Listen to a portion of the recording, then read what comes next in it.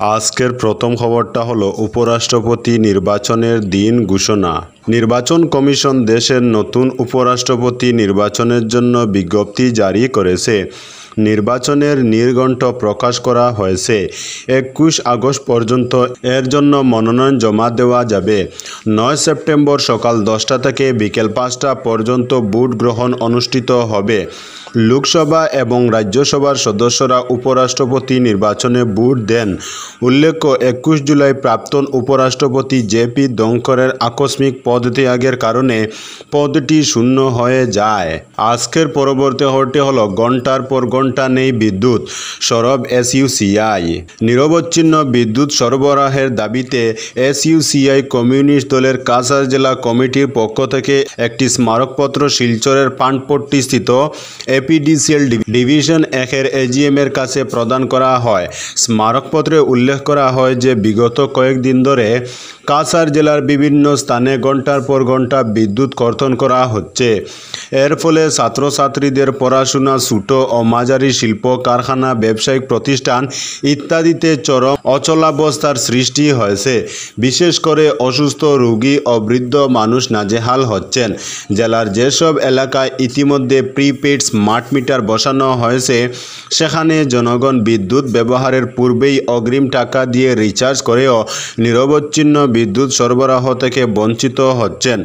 সরকারের পক্ষ থেকে প্রতিশ্রুতি দেওয়া হয়েছিল যে 24 ঘন্টা নিরবচ্ছিন্ন বিদ্যুৎ সরবরাহ করা হবে, কিন্তু আজ এর সম্পূর্ণ বিপরীত ছবি দেখতে পাওয়া যাচ্ছে। গত কয়েক মাস আগে সরকারের পক্ষ থেকে বলা হয় যে এপিডিসিএল এখন লাভজনক সংস্থা, তাহলে জনগণকে নিরবচ্ছিন্ন বিদ্যুৎ সরবরাহ করছে না কেন? স্মারকপত্র প্রদানকালে উপস্থিত এসইউসিআই দলের কাছাড় জেলা সম্পাদক ভবতোষ চক্রবর্তী সহ দিলীপ কুমার নাথ, গৌরচন্দ্র দাস প্রমুখ বলেন, বিদ্যুৎ সরবরাহ নিয়মিত না হওয়ায় জনগণের মধ্যে প্রচণ্ড ক্ষোভের সৃষ্টি হয়েছে। তা যে কোনো সময় মারাত্মক রূপ ধারণ করতে পারে।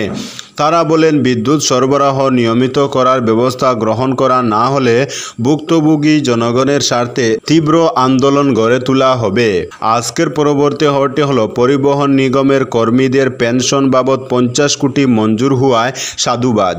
ডক্টর হিমন্ত বিশ্ব শর্মার নেতৃত্বাধীন বর্তমান শাসক দলের ঐকান্তিক প্রচেষ্টায় আসাম রাজ্য পরিবহন নিগমের হাজারো কর্মীর পেনশন বাবদ সম্প্রতি মঞ্জুর হয়েছে 50 কোটি টাকা।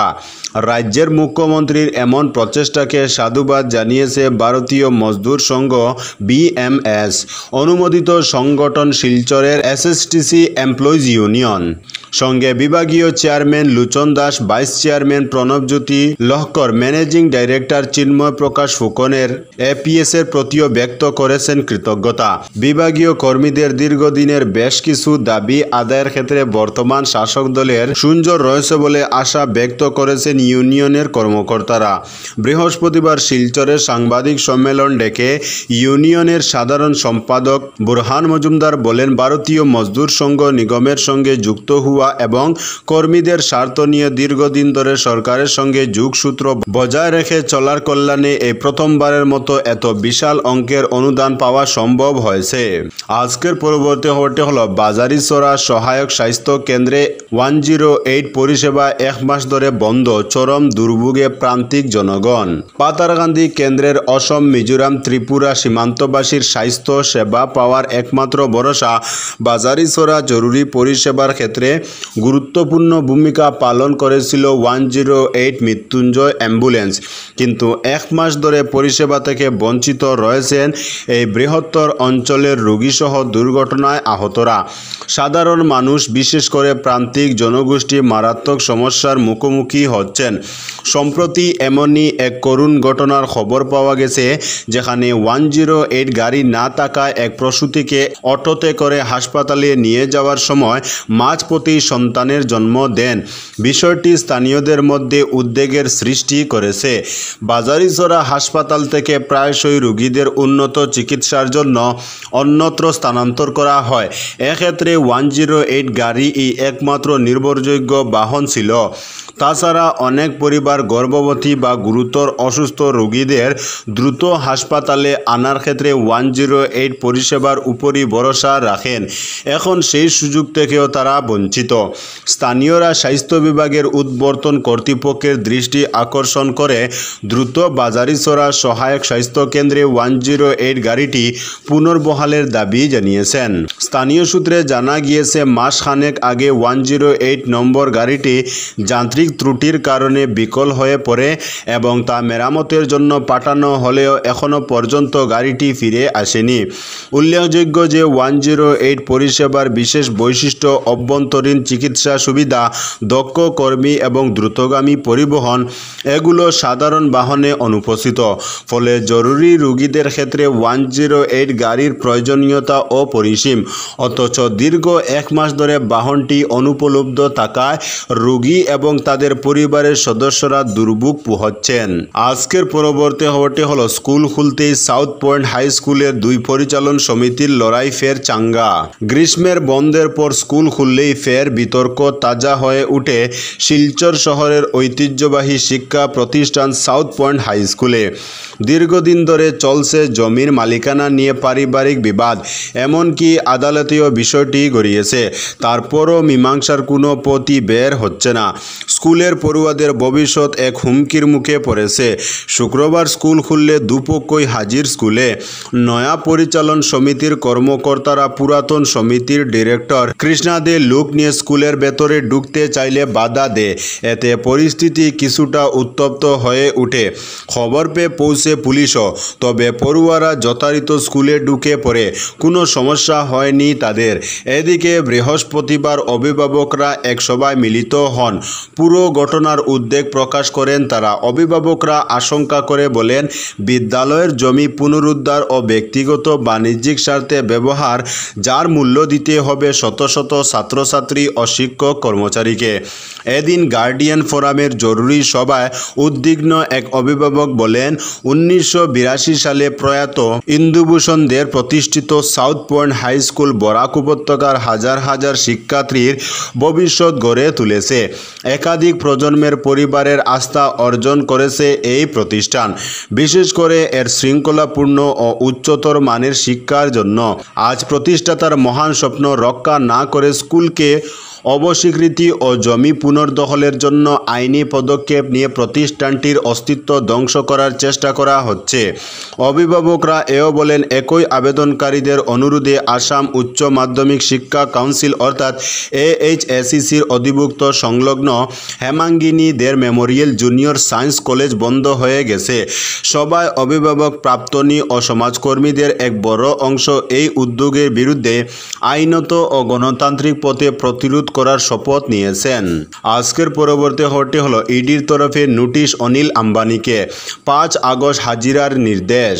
ব্যাংক ঋণ জালিয়াতি এবং অর্থ পাচারের অভিযোগে অনিল আম্বানির বিরুদ্ধে বড় পদক্ষেপ নিল এনফোর্সমেন্ট ডিরেক্টরেট। শুক্রবার সকালে তাকে ইডির তরফে নোটিশ পাঠানো হয়। বর্তমানে তিনি রিলায়েন্স গ্রুপের চেয়ারম্যান ও ম্যানেজিং ডাইরেক্টর। 5 আগস্ট ইডির সদর দফতরে অনিল আম্বানিকে হাজিরা দিতে বলা হয়েছে। তাকে জিজ্ঞাসাবাদ করবেন তদন্তকারীরা। ঋণ প্রতারণা মামলায় প্রিভেনশন অফ মানি ল্যান্ডারিং অ্যাক্টের আয়তায় তদন্ত শুরু করেছে ইডি। গত সপ্তাহে অনিল আম্বানির রিলায়েন্স গ্রুপের 50টি সংস্থায় তল্লাশি করেন তদন্তকারীরা। 25 জনকে জিজ্ঞাসাবাদ করেন তারা। সেখান থেকে গুরুত্বপূর্ণ নথি ও কম্পিউটার, হার্ড ড্রাইভ সহ বিভিন্ন জিনিস বাজেয়াপ্ত করা হয়েছে বলে সূত্রের খবর। সেবির অভিযোগ, অনিলের রিলায়েন্স ইনফ্রাস্ট্রাকচার প্রায় 10,000 কোটি টাকা CLE প্রাইভেট লিমিটেডের মাধ্যমে অন্যত্র সরিয়ে দিয়েছে। কিন্তু CLE আসলে রিলায়েন্স ইনফ্রা গ্রুপের একটি কোম্পানি, কিন্তু ওই কোম্পানিকে রিলেটেড পার্টি হিসেবে ঘোষণা করা হয়নি। আজকের পরবর্তী খবরটি হলো, ভারতের টেলিকম সেক্টরের নতুন অধ্যায়ের সূচনা। লাইসেন্স পেল ইলন মাস্কের স্টারলিংক। ভারতের টেলিকম জগতে এক নতুন অধ্যায়ের সূচনা হতে চলেছে। কেন্দ্রীয় টেলিকম মন্ত্রী জ্যোতিরাদিত্য সিন্ধিয়া বৃহস্পতিবার ঘোষণা করেছেন যে ইলন মাস্কের নেতৃত্বাধীন স্যাটেলাইট ইন্টারনেট পরিষেবা সংস্থা স্টারলিংক স্টারলিংক ভারতে পরিষেবা চালু করার জন্য প্রয়োজনীয় ইউনিফাইড লাইসেন্স পেয়ে গিয়েছে। এই অনুমতির পাশাপাশি স্পেকট্রাম অ্যালোকেশনের একটি কাঠামো তৈরি করা হয়েছে, যা স্টারলিংকের উন্নত পরিষেবা প্রদানে সাহায্য করবে। 1995 সালে দেশে প্রথম সেলুলার কল সম্পন্ন হওয়ার 30তম বার্ষিকীর প্রাক্কালে এই গুরুত্বপূর্ণ ঘোষণাটি করা হয়। সিন্ধিয়া জানান, স্টারলিংকের পাশাপাশি ভারতীয় গ্রুপের ইউটেলসেট, ওয়ানওয়েব এবং জিওসিসের মতো সংস্থাগুলিও তাদের স্যাটেলাইট যোগাযোগ পরিষেবা শুরু করার জন্য স্পেকট্রাম অ্যালোকেশনের অপেক্ষায় রয়েছে। আজকের পরবর্তী খবরটি হলো, গাছ ও বিদ্যুতের লাইনে আটকে পড়ল বিমান, আহত 3 জন। কানাডার রাজধানী অটোয়ায় বৃহস্পতিবার বিকেলে একটি ছোট বিমান বিধ্বস্ত হয়। বিমানটি অটোয়া আন্তর্জাতিক বিমানবন্দরে অবতরণের সময় গাছ ও বিদ্যুতের লাইনে আটকে যায়। দুর্ঘটনায় একজন পুরুষ ও একজন নারী আহত হয়েছেন। তারা হাসপাতালে ভর্তি হয়েছেন। তৃতীয় এক যাত্রীকে উদ্ধার করতে রাত পর্যন্ত অভিযান চালাতে হয়। বৃহস্পতিবার স্থানীয় সময় বিকেল এই দুর্ঘটনাটি ঘটে। একটি ব্যক্তিগত নিবন্ধিত ছোট বিমান অটোয়া আন্তর্জাতিক বিমানবন্দরে অবতরণের চেষ্টাকালে বৈদ্যুতিক তারে আঘাত করে এবং তারপর একটি গাছের সারিতে গিয়ে বিধ্বস্ত হয়। দুর্ঘটনার পর বিমানটি প্রায় 20 ফুট উচ্চতায় গাছের উপর এবং সক্রিয় বিদ্যুৎ লাইনের মধ্যে আটকে যায়। এই জটিল পরিস্থিতির কারণেই উদ্ধার কাজ বেশ দীর্ঘ সময় ধরে চলে। কানাডার পরিবহন নিরাপত্তা বোর্ডের মিডিয়া মুখপাত্র নিকোলাস ডিফোলকো জানান, বিমানটি অবতরণের আগে বিদ্যুৎ লাইনের সঙ্গে ধাক্কা খায়। অটোয়া ফায়ার সার্ভিসের মুখপাত্র নিকোলাস ডিফাজিও একে জটিল উদ্ধার অভিযান বলে আখ্যা দেন। তিনি বলেন, বিমানটি গাছ ও হাইড্রো লাইনের মধ্যে ঝুলে ছিল। অটোয়া হাইড্রো দ্রুত বিদ্যুৎ বিচ্ছিন্ন করায় দমকল কর্মীরা উদ্ধার কাজ শুরু করতে পেরেছেন। আজকের পরবর্তী খবরটি হলো, ইসরায়েলের অস্ত্র বন্ধে স্লোভেনিয়ায় প্রথম সাহসী সিদ্ধান্ত। ফিলিস্তিনের অবরুদ্ধ গাজা উপত্যকায় ইসরায়েলের আক্রমণ ও সেখানে চলমান মানবিক বিপর্যয়ের প্রতিবাদে সাহসী পদক্ষেপ নিয়েছে স্লোভেনিয়া। দেশটি প্রথম ইউরোপীয় রাষ্ট্র হিসেবে ইসরায়েলের সঙ্গে সব ধরনের অস্ত্র বাণিজ্য নিষিদ্ধ করেছে। মানবিক আইন লঙ্ঘনের অভিযোগে এমন পদক্ষেপকে নৈতিক দায়িত্ব হিসেবে ব্যাখ্যা করেছে স্লোভেনিয়ার সরকার। বৃহস্পতিবার দেশটির প্রধানমন্ত্রী রবার্ট গলবের কার্যালয় থেকে দেওয়া এক বিবৃতিতে জানানো হয়, স্লোভেনিয়ার মন্ত্রিসভা ওই দিন সকালে অনুষ্ঠিত এক সরকারি বৈঠকে এ সিদ্ধান্ত অনুমোদন করেছে।